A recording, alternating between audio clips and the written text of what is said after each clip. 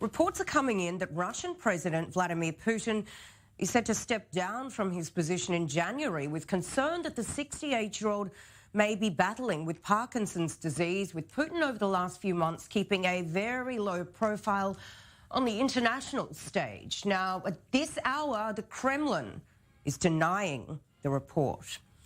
And for more on this, let's go live to Moscow to New York Times journalist Ivan Nekoporenko. Hey, Ivan, thank you so much for coming on. Walk us through the very latest. What more can you tell us? Well, what happened was that the British tabloid The Sun published this report based on anonymous sources saying that Russian President Vladimir Putin, suffering from diseases, from the Parkinson, as you said, is going to resign in January. The Kremlin denied it vehemently. They said that this is nonsense and that Putin is in excellent health and does not have any plans to resign.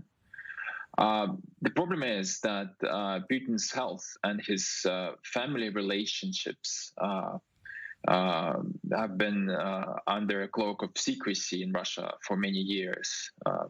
Not for many, actually, for 20 years since he came into power. So we don't really know the truth, what is true and what is not. And this creates a fertile ground for speculations, which appear, I would say, every year at least. About, a few years ago, there was an allegation that he suffers from back problem and that he's going to resign too, and that his family is pressuring him to resign, and his alleged lover, an Olympic champion, Alina Kabaeva, who was never confirmed to be in relationship with Putin, pressures him to resign. So we see these allegations quite often, and they just confirm again that the Kremlin is a very closed institution that doesn't really say much about what is really going on.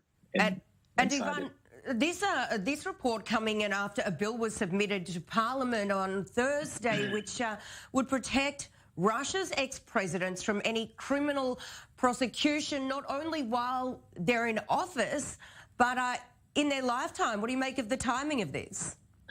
Well, I'm not sure if the reports about Putin's resignation was tied to this legislation being passed, but this proposal has been on the table for a long time. Putin, just in June, Putin organized a vote to change the constitution that would actually allow him to stay as Russia's leader for another 12 years after 2024, when his current term expires. So, and that legislation came in a package together with this legal immunity provision. So, how do you put the two factors together is a big question. Putin actually has created for himself a legal way to rule Russia until 2036. It is going to be. So, from what he actually does, I would say that we need to think that he's going to stay in power for long.